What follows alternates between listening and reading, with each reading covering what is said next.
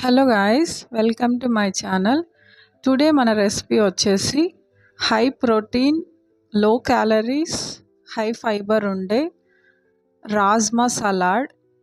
ఈ రాజ్మా సలాడ్ మనకి పొట్టలో చాలా లైట్గా ఉంటుంది, ఎక్కువసేపు ఆకలి వేయకుండా ఉంటుంది.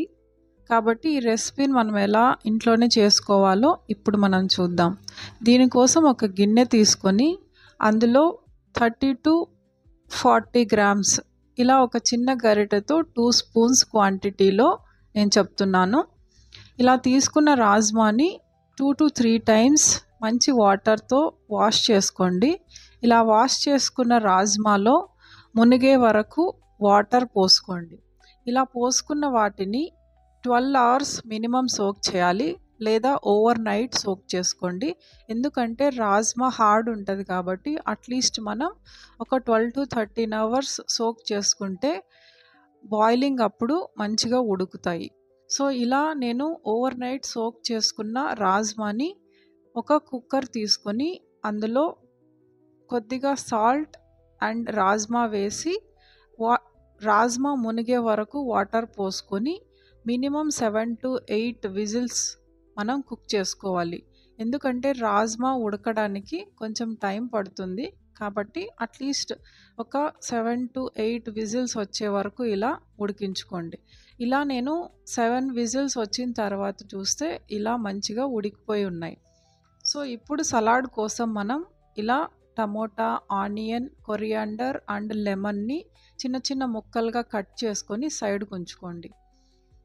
ఇక్కడ నేను ఒక బౌల్ తీసుకొని అందులో మనం ఉడికించుకున్న రాజ్మాని వేస్తున్నా.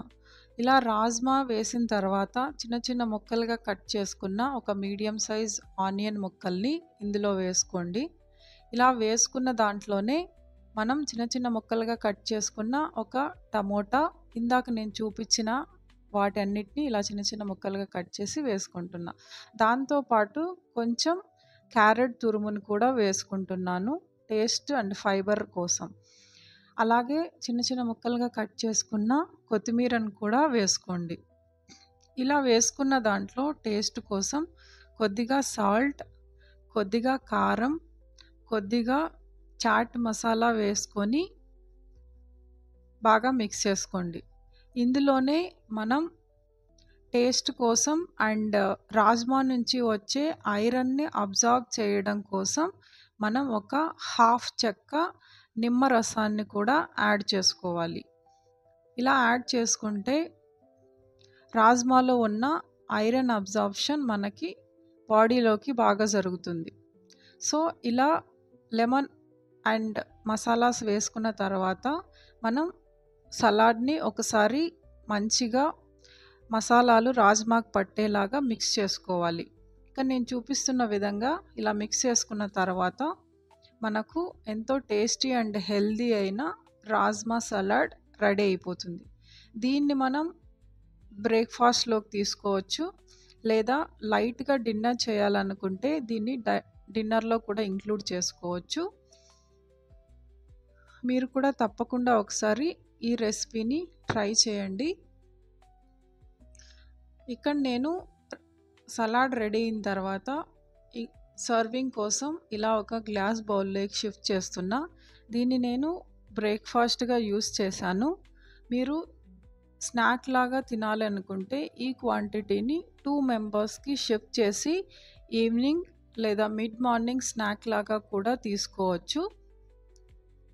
మీరు కూడా తప్పకుండా ఈ రెసిపీని ఒకసారి ట్రై చేసి ఎలా వచ్చిందో కామెంట్ చేయండి. ఇలాంటి మరెన్నో రెసిపీస్ కోసం మన ఛానల్ని తప్పకుండా సబ్స్క్రైబ్ చేసుకోండి. Thank you for watching guys.